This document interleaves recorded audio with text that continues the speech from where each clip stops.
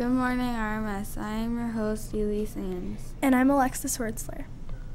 The Cross Food Drive deadline is October 23rd. Make sure you get your donations into your advisory. Remember, conferences are Thursday, October 22nd from 4 to 7 p.m. It was a big weekend in Rogers Royals High School athletics, and here to tell us all about it is Maya.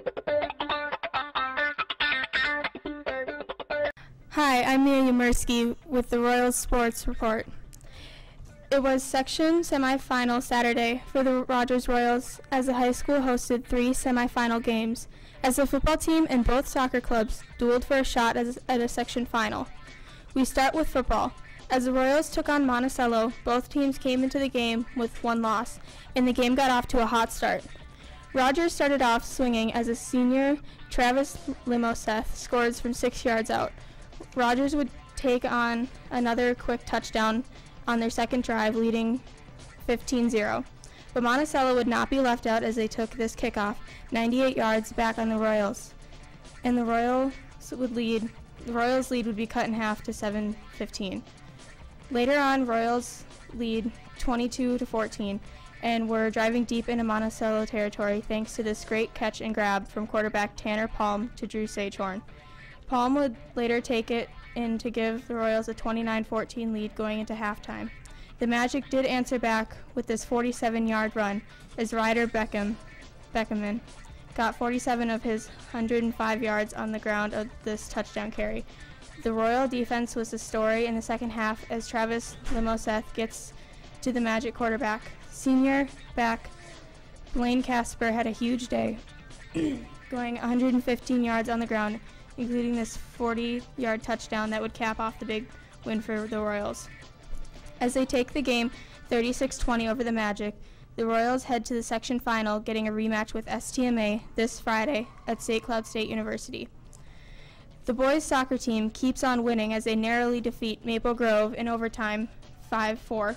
They will play their section final game tonight at St. Cloud Tech.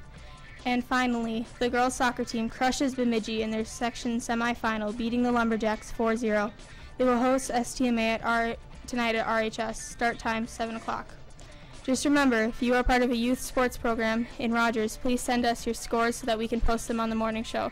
Email scores, photos, or videos to rmsmorningshow@isd728.org. It should be a fun week for Royal Sports. Back to you. Today in Advisory, we will be working on a media literacy activity. Watch the following video for more information. Bye. Bye.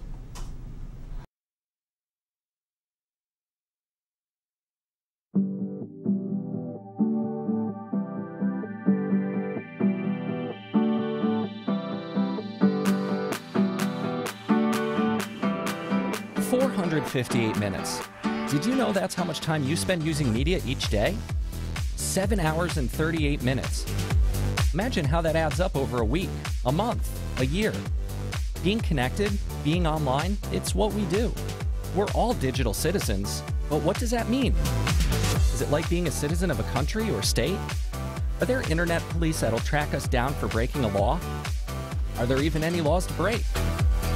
The answer is both yes and no. Not everything online is just like the offline world. That doesn't mean it's a free-for-all either. You're part of a digital community, and that comes with certain rights and responsibilities. Sounds familiar, doesn't it?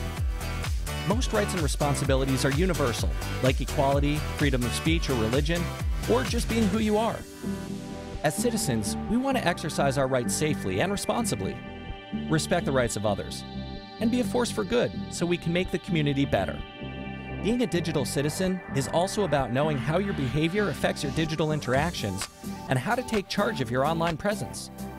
Part of taking charge is understanding what you're watching and reading. There's a lot of information out there, some good, some bad. So knowing what's what is important. We all participate in a variety of digital communities and in many different ways. You're probably more casual on social media than you would be on a bulletin board at school or for a class project, and that's okay. It's just like being offline. You behave as expected for the situation. But that doesn't mean you can forget about the fundamental need to be smart, fair, and considerate. After all, each of your online interactions builds your digital reputation. And you want to be known as a good digital citizen, don't you? So, how are you going to spend your 458 minutes today?